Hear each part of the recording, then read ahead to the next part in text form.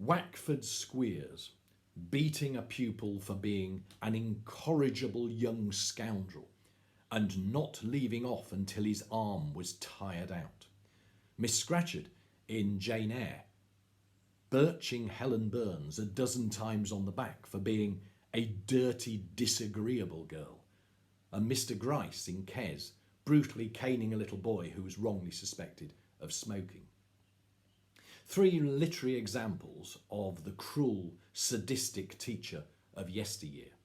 Now, of course, no one would ever argue in favour of going back to those times, but I do argue adamantly that a clear, strong, consistent and absolutely non-negotiable behaviour policy is essential for creating a happy, successful school community.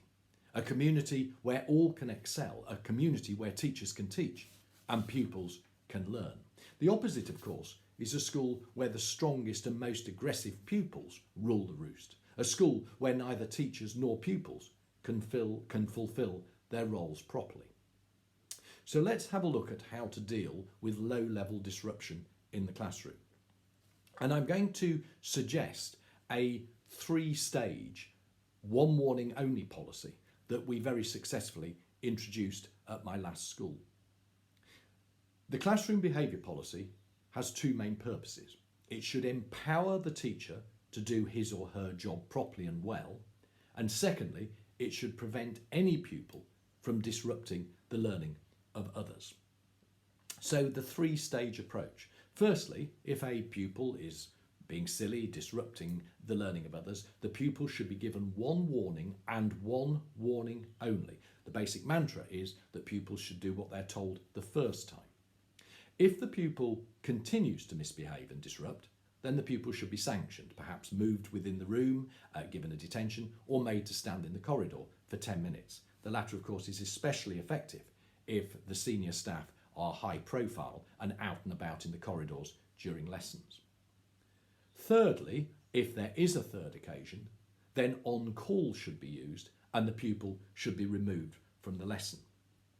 Now, if that occurs, the pupil should then be isolated for the rest of the day or for the next day if the poor behaviour is in the afternoon. The pupil should receive a same night detention and a standard school letter should be sent home.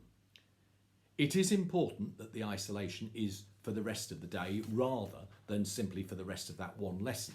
If that is the case, of course, the wise pupil will realise that they can misbehave in French, for example, because they don't like it, but know that they can go back to PE or whatever lesson follows and which they enjoy.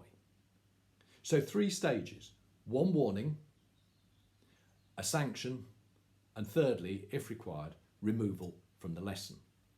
Now, like all good behaviour policies, this policy is incremental.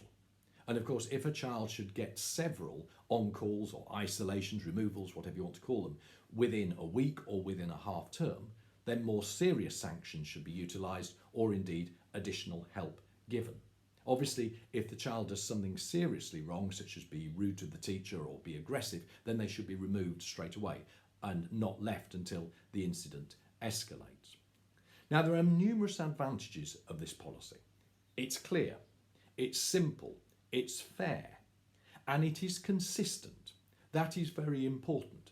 It means that all teachers in the school, whether or not they are new or experienced, senior or junior, whether or not they are perceived by the pupils as being strict, strong or weak, it means that all teachers in the school can insist on and achieve high standards of behaviour in the classroom. What's also crucial about this policy is it is a school policy. It is the school that runs the isolation room. It's the school that sends the letter home. It means that behaviour is not a personal issue between the individual pupil and the individual teacher. Those schools that do not have a clear whole school behaviour policy actually make it far more difficult for the teachers to maintain high standards and make it far more difficult for the teachers to impose sanctions. And that, of course, is a bad thing for the pupil if the pupil deserves to be sanctioned but is allowed to get away with it. Some schools, of course, insist that teachers phone home and explain and justify to parents why they've given a detention or why they've sanctioned the pupil. But that, of course, simply gives the parent or the pupil an opportunity to undermine or to criticise the teacher. That is why it's essential that this is seen as a school policy. And ultimately, that last point is the most crucial. It is the school that is insisting on the high standards of behaviour. And whoever the teacher is, whoever the pupil is, the school will insist on those high standards and enforce those high standards. Now, of course, pupils will always try it on, some more than others. But once pupils know that there are inevitable consequences, the vast majority will comply. And of course, those who don't comply are not allowed to disrupt the learning of others. Let me finish with 3 points. Clearly, pupils behave best and achieve best when there is a good relationship between pupil and teacher. But this policy allows for that. It allows teachers to build good relationships with their pupils because it is the teacher imposing the school policy. It's not something personal. Very often in my last school, as I was wandering around the school, I would often hear teachers say to a child who was being silly, "That is your one warning, that is your only warning." And very often that was all the teacher had to say. There was no need to sanction the pupil because the pupil knew what would happen if they carried on. And it enabled the teacher to build a very good working relationship with his or her pupils. It also allowed the teacher to concentrate on teaching rather than on controlling the class. A second point needs to be made about SEND pupils. Now, of course, the law requires that policies, including the behaviour policy, are appropriately changed or appropriately adapted for children with SEND. Again, this policy allows for that. So if an SEND pupil is disrupting the lesson, that child should be given one warning. If the child persists, then the child should be sanctioned, but in an appropriate way. It might be some time out with the TA or something else appropriate. And if the child continues misbehaving and disrupting the lesson after that, then the child must be removed. But again, something appropriate should then happen, perhaps time in the reflection room, perhaps time with the Senko.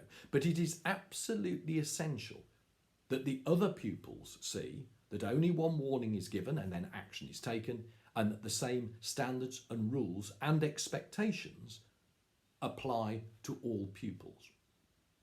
Finally, and this is an absolutely crucial point, I've said that this policy was incredibly successful in my last school, and it was. It absolutely transformed behaviour. But for the policy to really work well, the school also has to have a very effective reward system. The school also has to have a very effective and genuine pastoral care system. A pastoral care system to provide extra support, but not to provide excuses. Any school that relies purely on punitive sanctions will not be a happy school, and at best it will have compliant children, not children who are happily engaged. A strong, consistent behaviour policy, supported by a strong, consistent pastoral system and strong and consistent and workable reward system, allows all pupils and teachers to be safe, to be happy, and to achieve.